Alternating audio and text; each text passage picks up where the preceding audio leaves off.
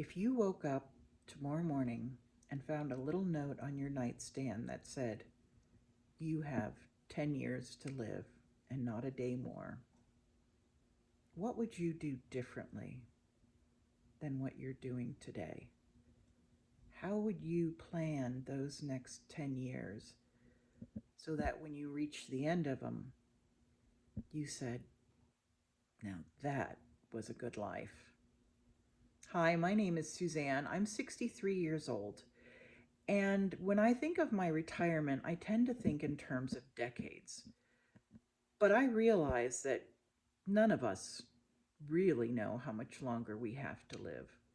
And so doing this 10-year exercise is a great way for us to check in with ourselves and say, am I living today as if my time horizons were shorter than what I thought they were? I've come up with three things that I believe will help us to live more joyfully and with purpose and intention so that at the end of 10 years, we're happy. So, first of all, live with joy and don't postpone it any longer. If there is a super trip that you've wanted to take your whole life, plan it now. I mean, really plan it. Make reservations. Because with each passing year, especially after the age of 60, our mobility, our health, all the things that would make a great monumental lifetime trip like that count and enjoyable are going to tend to decrease slowly over time. So if you've got a big plan, a big trip planned, do it now while you can.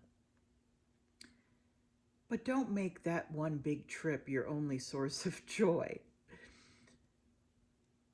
I believe that when you look at life, it's often found in the small moments, like really sitting outside and watching a sunset, not with your phone or anything else, but just sitting outside and watching the sunset. It's also found in baking a cake for no good reason other than you want to eat cake, and then sharing that cake with a friend or your neighbors. It's trying things that you've always wanted to try, but never thought you would make time for. Little things like learning how to knit, or learning how to paint, or taking that course in art history, or learning Spanish. Sign up today. Go online, call the local college, whatever. But do something today. Make those plans and put those plans into action. Get the good china out and start using it for breakfast, lunch, and dinner 7 days a week. If you like to decorate for the holidays, decorate for all of them. Frankly, I'm putting my Christmas tree up November 1st because I love Christmas. And I'm going to make sure I send out my Christmas cards again this year. And I'm going to take my Christmas card picture with my new Newfoundland, who I'll be picking up soon. And that's a great sense of joy. Don't put off the big and little sources of joy. If you've always wanted a pet, go to your local rescue organization and adopt a cat or dog. You'll be saving an animal's life and you'll be bringing joy into your own life. If you've always wanted to eat French cuisine, ask ChatGPT to help you pick out 5 simple recipes that can be made with the simplest of ingredients and start cooking for yourself. Treat yourself like a very special guest. Live each day joyfully. The second thing, your legacy. Over the course of your many decades on this earth, you have acquired skills and wisdom that deserve to be shared with other people. So, reach out to your school and see if they need volunteers to read to children. I bet they do. Find out if they need somebody to coach an after-school sport team or start an after-school chess club. There are so many opportunities to help out in your community where you are needed.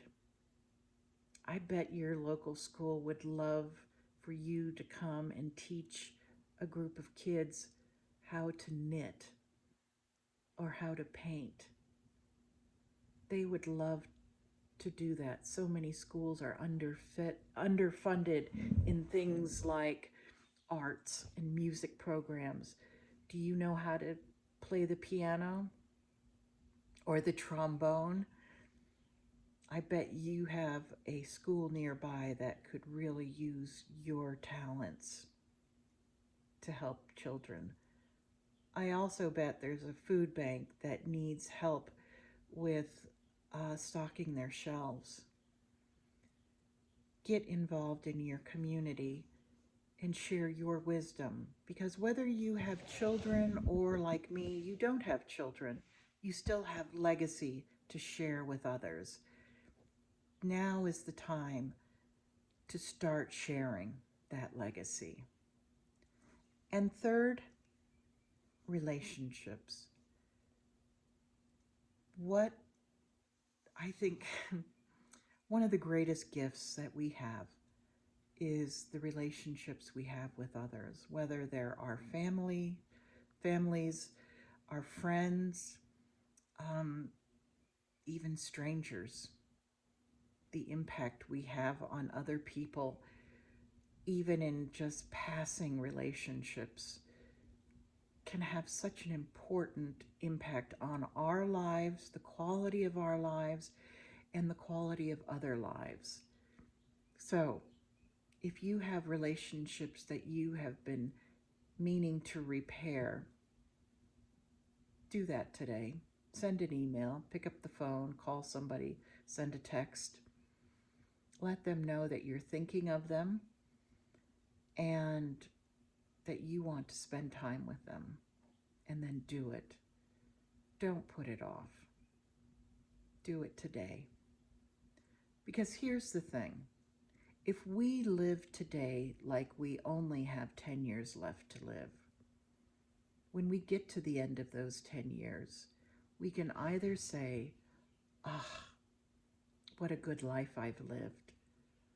Or we can say, just think, I've got 20 more years and I can keep living this beautiful life just like this. This has given me a lot of food for thought.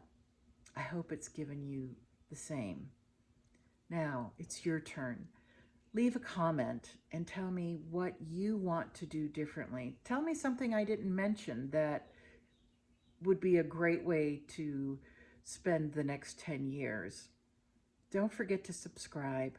And most of all, God bless you and have a great rest of your week.